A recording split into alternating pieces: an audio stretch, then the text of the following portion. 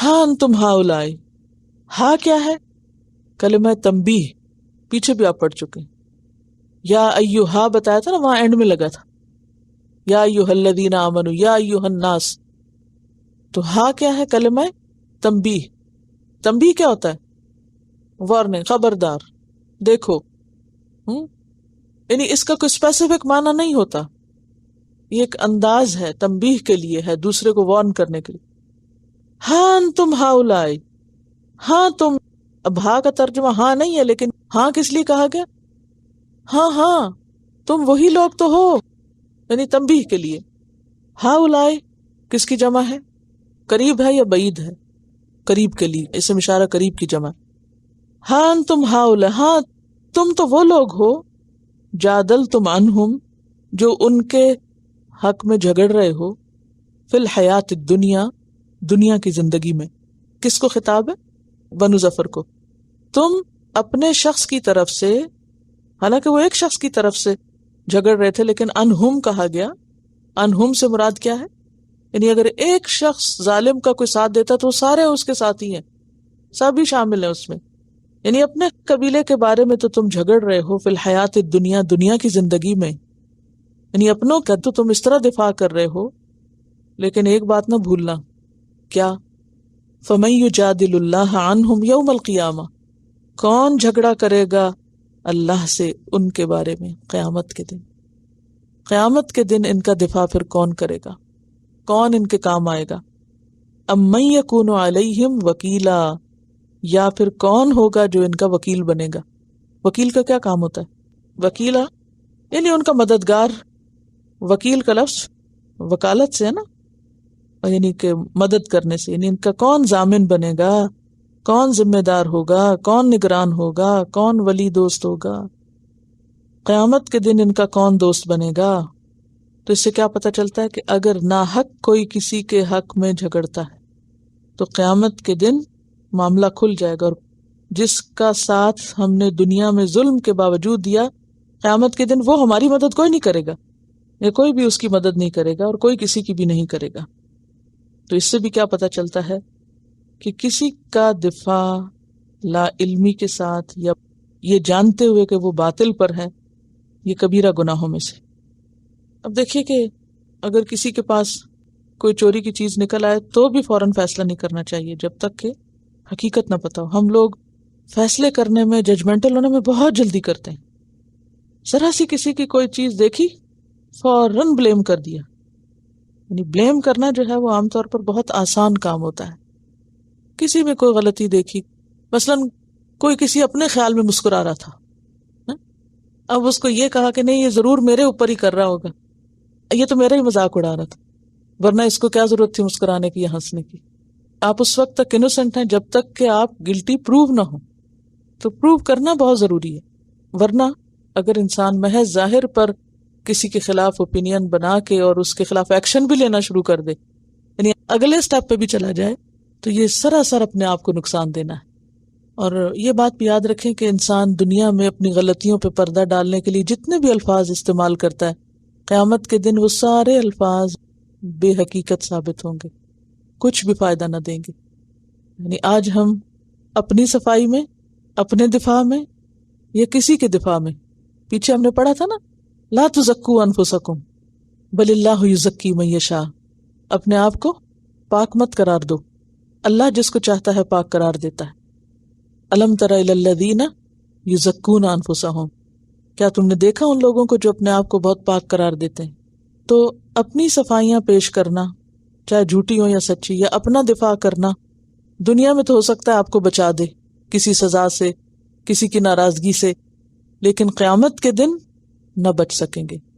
ایسے سارے الفاظ بے معنی اور بیکار ہو جائیں گے. اب دیکھیے بڑے بڑے فیصلے اور عدالتوں کی باتیں اور مقدمات تو اپنی جگہ ہیں، لیکن عام روزمرہ کی چھوٹی چھوٹی باتوں میں آپ دیکھیے کہ کس طرح ہم بعض اوقات اپنے اعمال کی غلط تعویلیں کرتے رہتے ہیں. کوئی کام نہیں کیا مثلاً ہم نے، اور کوئی ہم سے پوچھے کیوں نہیں کیا، اصل وجہ کچھ اور ہوتی ہے، اور ہم کچھ اور بتا کے اس کو سیٹسفائی کر رہے ہوتے ہیں، ایکسکیوزز جو تلاش کر رہے ہوتے ہیں. اور عموماً ہم ان ایکسکیوزز کو اپنی چرب زبانی سے جسٹیفائی کر سکتے ہیں، لیکن جب ہمیں پتا ہو کہ اس کی حقیقت یہ نہیں ہے تو پھر سب سے زیادہ اپنے ساتھ سچا ہونے کی ضرورت ہے۔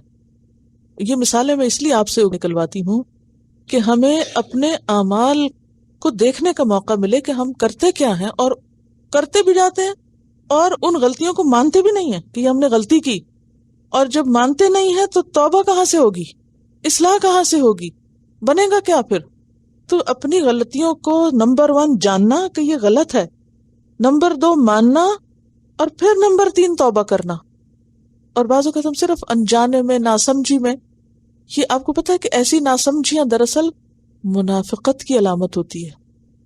منافقین کے بارے میں پیچھے آیا ہے فَمَا لِهَٰؤُلَاءِ الْقَوْمِ لَا يَكَادُونَ يَفْقَهُونَ حَدِيثًا، آخر لوگوں کو کیا ہے کہ یہ کوئی بات سمجھ کے ہی نہیں دیتے، ان کو سمجھ ہی نہیں آتی۔ کیوں نہیں سمجھ آتی کسی کو کوئی بات؟ کیونکہ وہ سمجھنا چاہتا ہی نہیں۔ اور سب سے بدترین چیز جو انسان کے اندر ہو سکتی ہے، جو نہ سمجھنا چاہے، نہ جاننا چاہے، نہ دیکھنا چاہے، وہ کیا ہوتا ہے؟ اپنی غلطی۔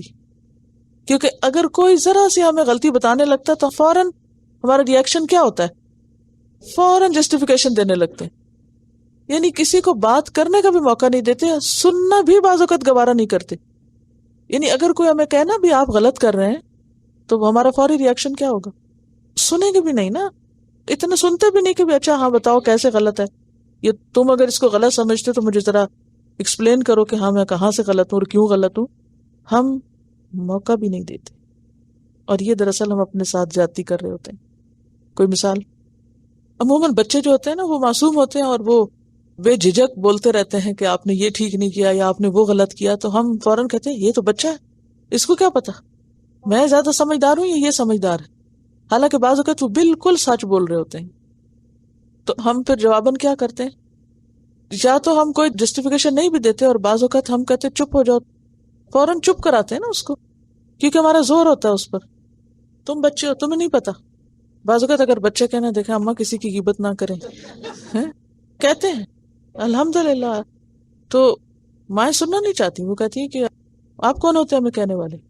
بعض اوقات ہم یہ کہتے ہیں تمہیں کیا پتا، تم کیا جانو مسئلہ کیا ہے۔ نیکسٹ ہمارا کیا ہوتا ہے کہ ہم اپنی غلطی کی پہ تعویل شروع کر دیتے ہیں، ہم تو اس لیے کر رہے ہیں کہ ہم فلاں کا بھلا چاہتے ہیں، اور ہم یہ کام اس لیے کر رہے ہیں کہ ہم فلاں کو فلاں طریقے سے فائدہ پہنچانا چاہتے ہیں۔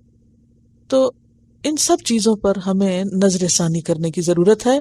غلطی خواہ کوئی ہمارا بچہ ہمیں بتائے، یا کوئی دوست بتائے، یا کوئی باہر کا شخص بتائے، تو اس پر ناراض ہونے کی بجائے، کان بند کرنے کی بجائے، جسٹیفیکیشن دینے کی بجائے، تعویلیں کرنے کی بجائے، اپنی صفائیاں پیش کرنے کی بجائے، رک کے سوچنا چاہیے کہ کہیں میں ہی تو نہیں غلط۔ اور ایک لمحے کے لیے فلیش اندر ضرور ہوتا ہے، اپنا آپ اللہ تعالیٰ ہمیں خود بھی دکھا دیتا ہے ہو تم غلط، لیکن ہم ماننا نہیں چاہتے، اور یہ نہ ماننا توبہ کے راستے میں سب سے بڑا پتھر ہے۔ آپ کو پتا ہے کہ توبہ قبول نہیں ہوتی جب تک انسان غلطی مانتا نہیں۔ جب تک ہم غلطی مانے نہ، توبہ نہیں قبول ہوتی۔ تو جب اعتراف ہی نہیں تو توبہ کس بات کی؟ پھر وہ توبہ تو جھوٹوں کی توبہ ہے کہ انسان زبان سے توبہ توبہ کرتا رہے اور اس کے اندر کوئی روح نہ ہو۔ تو یہاں اللہ تعالیٰ کیا فرما رہے ہیں کہ قیامت کے دن پھر کون تمہارا وکیل ہوگا؟ یوم لا تملک نفس لنفس شیئا والامر یومئذ للہ، اس دن کوئی شخص کسی کا مالک نہ ہوگا اور معاملہ سارے کا سارا اللہ کے ہاتھ میں ہوگا۔ مالک یوم الدین وہی ہے۔ اچھا، بعض اوقات ہم مانتے اس لیے بھی نہیں کہ عزت کا مسئلہ ہوتا ہے، یہ بہت بڑی بات ہوتی ہے نا کہ عزت کا مسئلہ، چاہے خاندان کی عزت کا مسئلہ ہو، خواہ اپنی ذات کی عزت کا مسئلہ ہو، انا کا مسئلہ۔ مثلا کوئی بہن بھائی غلط کر رہا ہے تو ہم کیوں نہیں مانتے کہ غلط کر رہا ہے؟ کیونکہ اگر ہم مان جائیں تو وہ کہیں گے دیکھا تمہارے بہن بھائی ایسے، یا اپنی غلطی کو کوئی منوانا چاہے تو پھر اس کو ہم اپنے خلاف سمجھتے ہیں۔ ہم جب تک دیکھتے نہیں، اعتراف نہیں کرتے، تو اصلاح کا مرحلہ بھی نہیں آتا، پھر اس کا ازالہ بھی نہیں ہوتا۔ یہ بالکل ایسے ہی نا، اگر آپ کے کپڑے پر کوئی داغ لگا ہوا، کوئی آپ سے کہے دیکھو بھی داغ لگا ہوا، تو آپ کہتے ہیں جاؤ تم، یہ تو پھول ہے، تمہیں داغ نظر آ رہا ہے، یہ تو ڈیزائن ہی ایسا ہے۔ تو اب یہ ہے کہ ہم ایسا دھوکہ کسی کو دے سکتے، وقتی طور پہ چپ کرا سکتے ہیں، لیکن وہ داغ تو نہیں جائے گا نا، اصلاح تو نہیں ہو سکتی۔ تو کاش اللہ ہم کو ایسی نظر دے کہ اپنی غلطیاں دیکھنے والا بنائے، اپنی کوتاہیوں کے اوپر سچائی کی نظر دے، کیونکہ یہی اپنے ساتھ سب سے بڑا احسان ہے